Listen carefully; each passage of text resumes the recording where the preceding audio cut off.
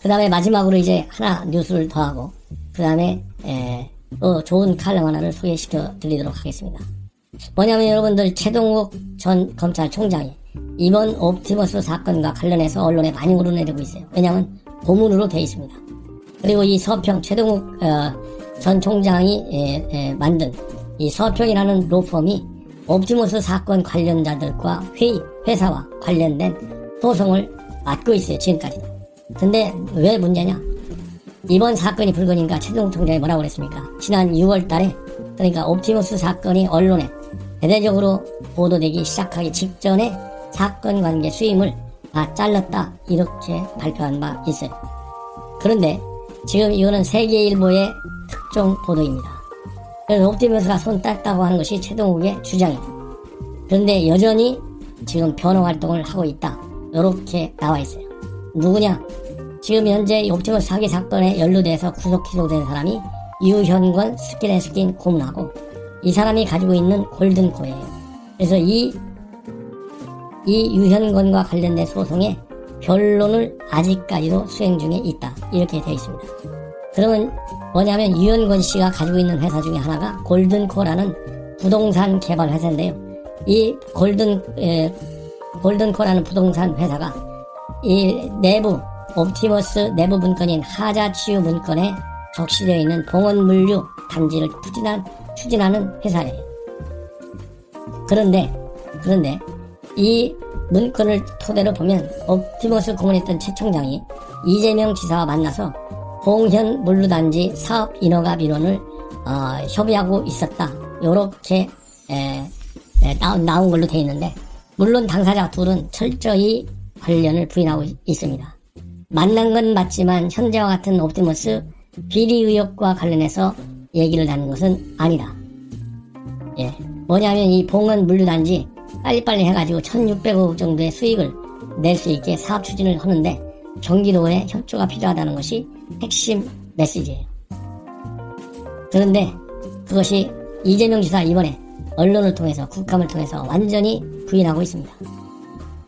그래서 서평은 지금 현재 손을 떼었다고 하지만 이것이 거짓이라는 거죠. 그래서 봉현 물류단지 부지와 관련해서 기존 땅 소유권자들이 이 앞에서 말씀드린 유씨, 유현권 씨의 말하자면 소송을 지금 도와주고 있어요. 왜 그러냐면 이 기존 땅 봉현 물류단지 소유권자들이 유씨와 골든콘을 상대로 해서 소유권 이전 등기를 해줬는데도 매매장급 48억 원을 안 주고 있다 이거죠. 그래서 소유권 말소 등기를 지금 소송을 걸고 있는데 요 사건을 수임해서 현재도 변론을 진행 중에 있다. 이렇게 되어 있습니다.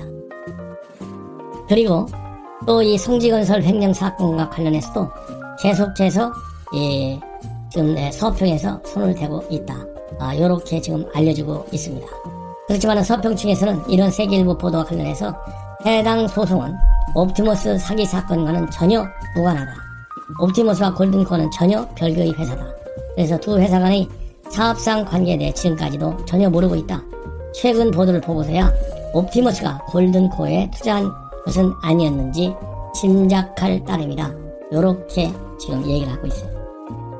그리고 여러분들 한겨레신문 그야말로 친여 매체의 대표적인 매체 아니에요.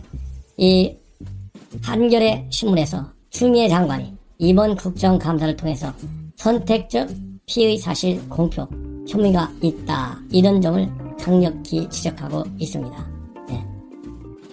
뭐냐면 이 어느 정도나 이 추미애 장관이 지난번 울산시장 선거 개입과 관련해서 이 공소장 그야말로 법무부가 비공개를 결정했잖아요. 그때 친여 핵심 인사들 13명이 전부 개입돼 있어요. 그런데 법무부는 당시에 공소사실 묘지만 공개하고 나머지 상세한 전문은 공개하지 못하도록 그렇게 조치를 한 바 있습니다. 그만큼 철저하게 피의자, 피고인의 인권을 지키겠다. 요런 대원칙하에 그렇게 이 공소장 절대 보도가 안 되도록 다 막아버렸어요. 그런데 이번에 추 장관이 국정감사에서 이 발언, 그리고 공개 감찰 지시는 이러한 이 8개월 전에 본인이 밝혔던 피의사실 공표 금지의 대원칙 요것에 정면으로 반하는 것이다. 이것을 가지고 지금 한겨레 신문에서 강력히 비판하고 있습니다. 예. 그래서 이 검찰 개혁의 일환으로서 피의사실 공표 이런 거를 전부 폐지시켰는데 다시 살린 사람이 추미애예요. 그러니까 이것도 그야말로 검찰에다 대고 피의사실 유포하지 말아라 이렇게 비판했는데 본인이 먼저 지금 죄를 짓고 있다 이런 말씀을 드립니다. 자, 이제 마지막으로요. 그래서 이러한 이 검찰총장 자르기 위해서 이런 거 하잖아요. 그래서 이와 관련해서 중앙일보 사설입니다. 중앙일보의 칼럼 최현철의 시선 이런 이 최현철 논설위원회 칼럼인데요. 말 안 듣는 검찰총장 자르는 법 제목이 그렇게 돼 있어요. 그래서 요 관계를 여러분들께 쭉 한번 읽어드리도록 하겠습니다. 역사적 사실도 많이 나오기 때문에 여러분들이 한번 들어주시면 상당히 정리하는데 생각과 논리를 정리하는데 도움이 될 것이다. 이런 말씀을 드립니다. 한 4분 정도, 3, 4분 정도에 마치도록 하겠습니다. 박근혜 정부의 첫 검찰수장인 최동욱 전 검찰총장은 임명도 퇴임도 극적이었다. 출발은 18대 대통령 선거를 한참 앞둔 2012년 하반기로 거슬러 올라간다. 김광준 부장검사가 기업으로부터 10억 원대의 돈을 받은 단서가 경찰에 포착됐다. 마침 경찰이 수사권 독립 요구가 거세던 때였다. 검찰은 재빨리 특임검사를 임명해 김 부장검사를 구속했다. 그러나 연이어 동부지검 수습검사가 피의자와 성적 접촉을 하는 사건이 발생하면서 검찰 개혁 요구는 한층 거세졌다. 궁지에 몰린 한상대 당시 검찰총장은 대검 중수부 폐지 카드를 꺼냈다가 오히려 최재경 중수부장의 항명으로 당면하게 된다. 박근혜 문재인 후보는 경쟁적으로 검찰 개혁안을 내놨다. 이때 공통으로 포함된 내용이 중수부 폐지, 검찰총장 후보 추천에 의해 실질화 공약이다. 후보 추천에는 한 해 전 검찰적 법에 도입돼 아직 한 번도 가동된 적이 없었다. 그리고요, 첫 추천의는 박근혜 대통령이 취임하기 전인 2013년 3월에 열렸다. 박 당선자 측의 일던 인사들은 모두 떨어지고 김진채 총장 대행과 최종욱 서울고검장, 소병철 대구고검장이 최종 후보에 올랐다. 정권 교체 후 첫 검찰 수장을 입맛대로 임명할 수 없게 된 박근혜 대통령 결국 최동욱을 낙점했다. 새 총장이 어느 편인지 모른다는 불안감은 검찰이 국정원 댓글 수사를 시작하며 금세 현실이 됐다. 윤석열 팀장이 이끈 수사팀은 정권의 압력에 굴하지 않고 원세훈 원장과 김용판 전 서울청장을 기소했다. 정권 내에선 더는 같이 갈 수 없다고 판단했었지만 마땅한 수단이 없었다. 국정원이 사찰한 혼외자 의혹을 언론에 흘리는 음험한 방식은 이런 구도에서 나왔다.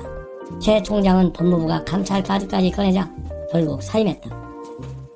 이처럼 검찰총장은 임명하는 것만큼이나 해임하기도 쉽지 않다. 국무위원이 아닌데다가 2년의 임기를 법으로 보장하고 있기 때문이다. 물론 임기제 도입 이후 임명된 21명의 검찰총장 중 8명만 임기를 채웠다. 대부분은 조직에 문제가 생겼거나 정권이 바뀔 때 함께 교체됐다. 물론 항의 표시로 사임한 사례도 있다. 김가경 총장은 검찰을 신임하지 않는다는 노무현 전 대통령의 발이 나오자 사표를 던졌다. 김종빈 총장은 사상 처음 법무장관이 수사 지휘권을 발동하자 그만두었다. 버티면 정부도 뾰족할 수가 없다는 것을 최종욱 총장은 보여줬다. 당시 정권이 99대 찾아낸 것이 징계다. 검사징계법상 총장이 징계심의위에 청구에 받아들여질 경우 정책부터 최고 해임까지 가능하다. 사유는 딱 4가지다. 정치운동 참여와 다른 직업 겸임, 직무태만과 우의신 손상 행위다. 앞의 2가지는 명백하지만 뒤의 2가지는 감찰을 통해 밝혀내야만 한다. 최 총장은 여기에서 직을 던졌지만 정권도 많은 상처를 입었다.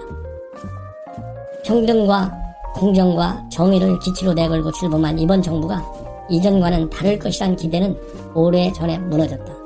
검찰이 바뀌기 어렵듯이